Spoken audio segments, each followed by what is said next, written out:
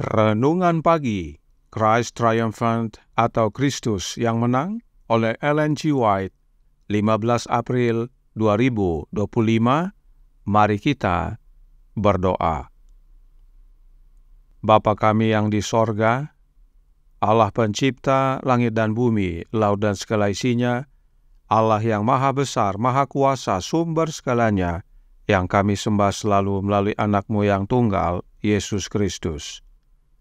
Terpujilah Yesus, anak Allah yang maha tinggi, yang adalah penebus, penolong, penghibur, pengantara kami.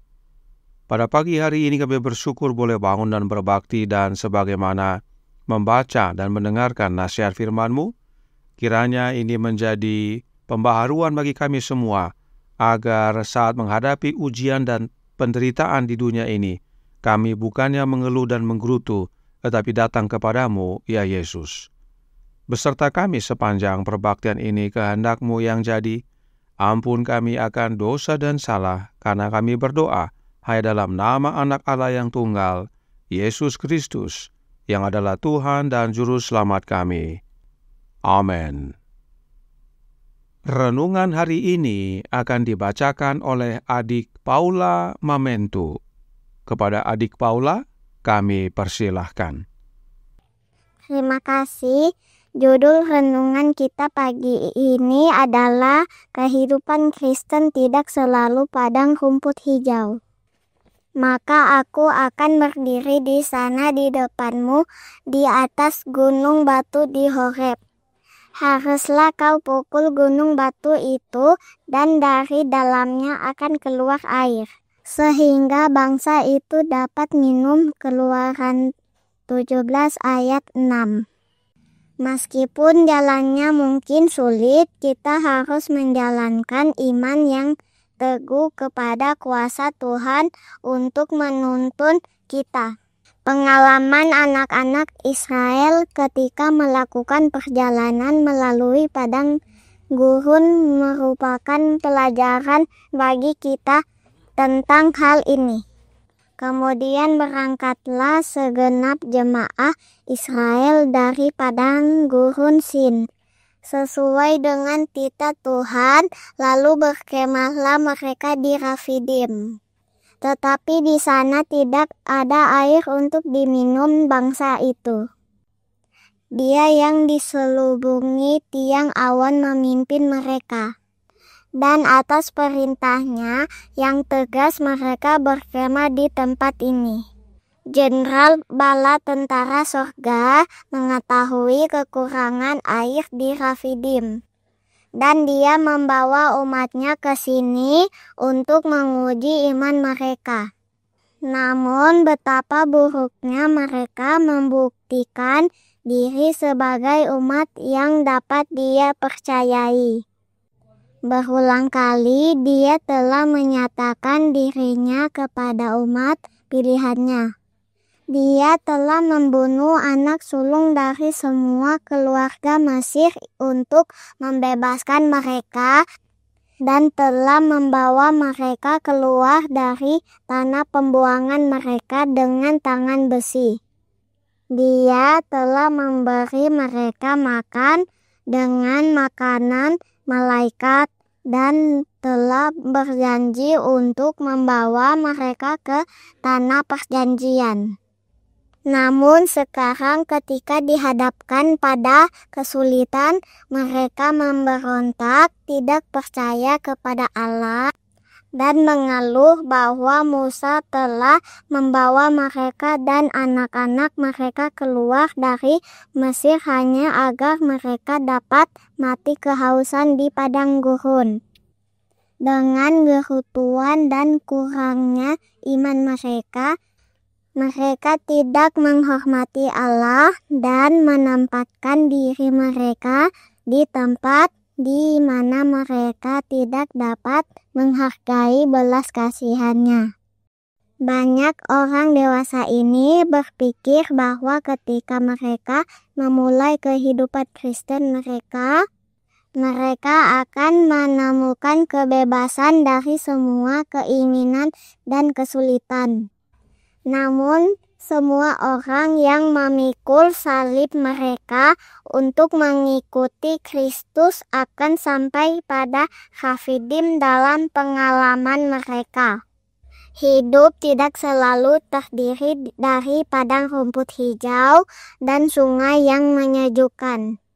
Kekecewaan menimpa kita, kekurangan datang, keadaan terjadi yang membawa kita ke tempat-tempat yang sulit.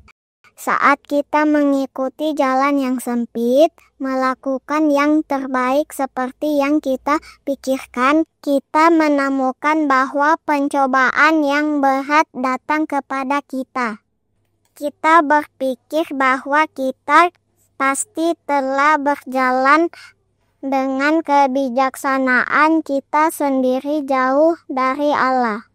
Karena hati nurani yang terluka, kita beralasan bahwa jika kita telah berjalan dengan Allah, kita tidak akan menderita seperti itu. Tetapi dahulu kala Tuhan menuntun umat-Nya ke Rafidim, dan Ia mungkin memilih untuk membawa kita ke sana juga untuk menguji kesetiaan dan loyalitas kita kepadanya. Dalam belas kasihannya kepada kita, Ia tidak selalu menempatkan kita di tempat yang paling mudah, karena jika Ia melakukannya dalam kecukupan diri kita akan lupa bahwa Tuhan adalah penolong kita di saat dibutuhkan. Demikianlah bacaan renungan di pagi ini. Terima kasih. Terima kasih atas penata layanan adik Paula. Tuhan Yesus memberkati. Selamat pagi saudaraku dalam Tuhan. Roh Nubuat berkata dalam Testimonies for the Church volume 7 halaman 183 paragraf 2. Ujian diizinkan untuk menguji hati umat Allah. Ketika kesengsaraan menimpa salah satu alat Tuhan, akan terlihat seberapa besar iman kita kepada Allah dan pekerjaannya. Inilah yang terjadi kepada bangsa Israel. Renungan hari ini berkata dalam Christ Triumphant halaman 112 paragraf 3. Dia yang diselubungi tiang awan memimpin mereka, dan atas perintahnya yang tegas mereka berkemah di tempat ini. Jenderal bala tentara sorga mengetahui kekurangan air di Rafidim, dan dia membawa umatnya ke sini untuk menguji iman mereka. Dan meskipun bangsa Israel telah melihat 10 keajaiban besar di Mesir, termasuk kematian anak sulung, hingga pada akhirnya mereka boleh keluar dan lepas dari perhambaan Mesir, meskipun Israel sudah melihat Tuhan Allah melepaskan mereka dari kejaran Firaun dan tentaranya dengan membelah Laut Merah, meskipun sudah makan roti dari sorga setiap hari setiap minggu, dan meskipun sudah minum air pahit yang menjadi manis, Israel tetap mengeluh saat dihadapkan pada ujian. Padahal, Roh Nubuat berkata dalam Gospels Workers edisi 1892, halaman 372, paragraf 3. Pencobaan-pencobaan yang menguji iman kita dengan sangat berat dan yang membuat kita merasa bahwa Allah telah meninggalkan kita, sebenarnya dimaksudkan untuk membawa kita lebih dekat kepada Kristus, sehingga kita dapat meletakkan segala beban kita di kakinya dan menerima kedamaian yang akan diberikannya kepada kita sebagai gantinya. Itu sebabnya dikatakan, hidup tidak selalu terdiri dari padang rumput hijau dan sungai yang menyejukkan. Kehidupan Kristen tidak selalu bebas dari kesulitan. Tuhan mengizinkan pengalaman Rafidim dalam kehidupan kita agar kita datang kepada Yesus dan ikut Dia. Roh Nubuat berkata dalam buku yang sama, halaman 372, paragraf 3. Ketika Anda menyerahkan diri Anda sepenuhnya kepada Allah, ketika Anda jatuh sepenuhnya kepada Yesus, Anda akan diberi pahala kemenangan yang belum pernah Anda rasakan sebelumnya.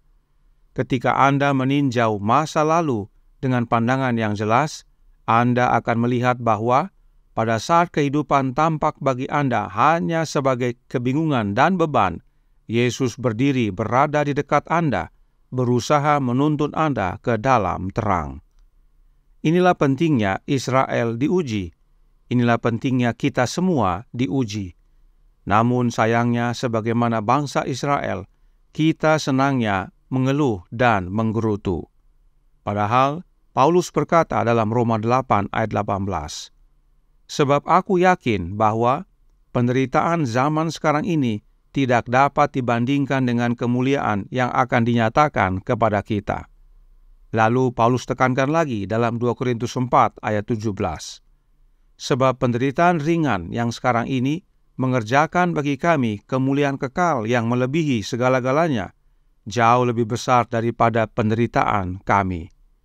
Saudaraku dalam Tuhan, penting sekali peranan ujian, penderitaan di dalam kehidupan kita. Karenanya Gospel Workers edisi 1892 halaman 372 paragraf 1 berkata, "Pekerjaan pemangkasan dan pemurnian agar kita layak untuk sorga adalah pekerjaan yang besar dan akan membuat kita alami penderitaan dan ujian karena kehendak kita tidak tunduk pada kehendak Kristus. Kita harus melewati tungku sampai api membakar ampasnya dan kita dimurnikan serta mencerminkan gambar ilahi." Dahulu kala, Tuhan menuntun umatnya ke Rafidim untuk menguji mereka, dan kita pun dibawa ke sana juga untuk menguji kesetiaan dan loyalitas kita kepadanya. Dalam belas kasihannya kepada kita, Tuhan tidak selalu menempatkan kita di tempat yang paling mudah, karena jika Ia menempatkan kita pada tempat yang paling mudah, maka kita akan lupa bahwa Tuhan adalah penolong kita di saat dibutuhkan. Karenanya saat padang rumput kita tidak selamanya hijau, ingat pengalaman Rafidim dan datang kepada Yesus, serta jatuh di kakinya, maka kemenangan di dalam Yesus menjadi bagian kita. Tuhan memberkati, saya bawa dalam nama Yesus. Amin. Mari kita berdoa. Bapa kami yang di sorga, Allah pencipta langit dan bumi, laut dan segala isinya, Allah yang maha besar, maha kuasa, sumber segalanya, yang kami sembah selalu melalui anak-Mu yang tunggal, Yesus Kristus.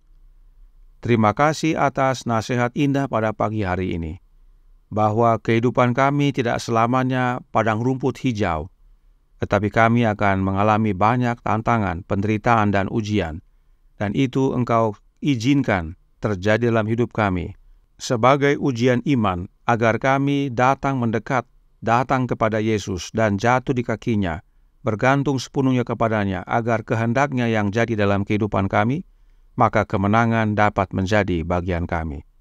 Karenanya tolong kami ya Bapa, karuniakanlah roh anak-Mu dalam hidup ini, sebab hanya dengan menerima roh Kristus, maka kami dapat bersatu dengan Dia.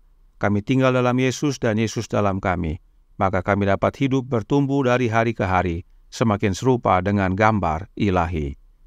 Beserta kami sepanjang hari ini kehendak-Mu yang jadi, Ampun kami akan dosa dan salah, karena kami berdoa hanya dalam nama Anak Allah yang tunggal, Yesus Kristus, yang adalah Tuhan dan Juru Selamat kami. Amin.